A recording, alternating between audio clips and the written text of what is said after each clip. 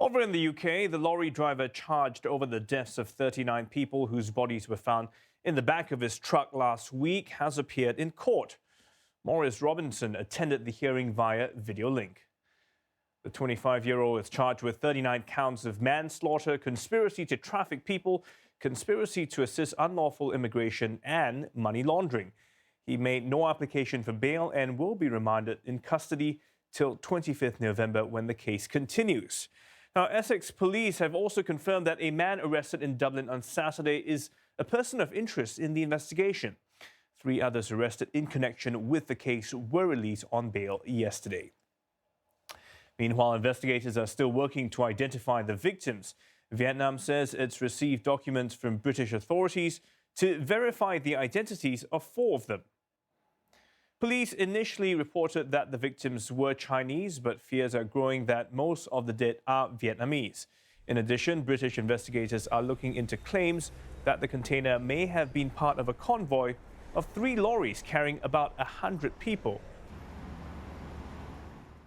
These are unconfirmed reports at the moment. They appear to be largely coming from people who claim that they are family members of migrants who were trafficked to the UK or potentially elsewhere, of course. The suggestion is that around 100 migrants were involved in this convoy of 3 lorries, and the other 2 lorries had arrived at their destinations, though we are not told where those destinations are.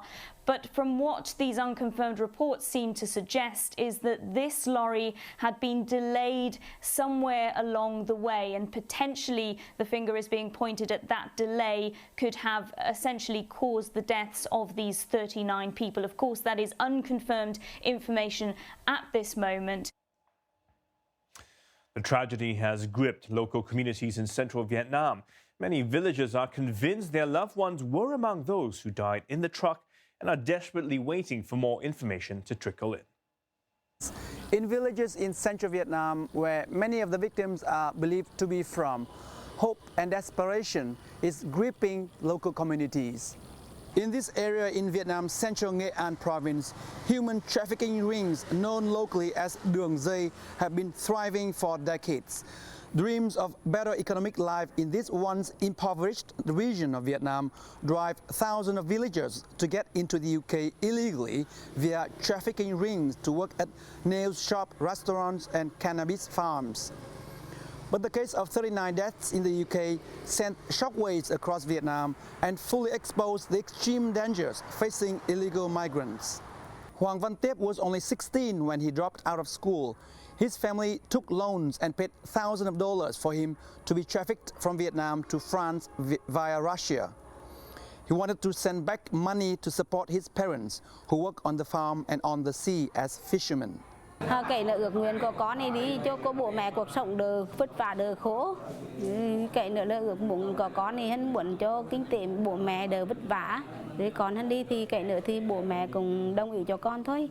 Vì ở nhà là cũng không làm được chỉ, không có nghề nghiệp chỉ để mà nương tựa mà sống. He worked at different restaurants in France, but the money he sent back is not enough to pay the debt back home. In the efforts to solve the financial challenge, he embarked on a journey organized by human trafficking networks to get to the UK, where he thought he could get better income. His family feared Tiếp is among the victims in the lorry death in the UK. Nó nói là nhắn tin về cho bà, là nó nhắn tin về là mẹ ơi con trên đường Tràng Anh á, là lần cuối đó, là đêm 22 rằng ngày 23 đó, cháu là mất tin luôn. Local authorities have taken DNA samples from the family for the identification process.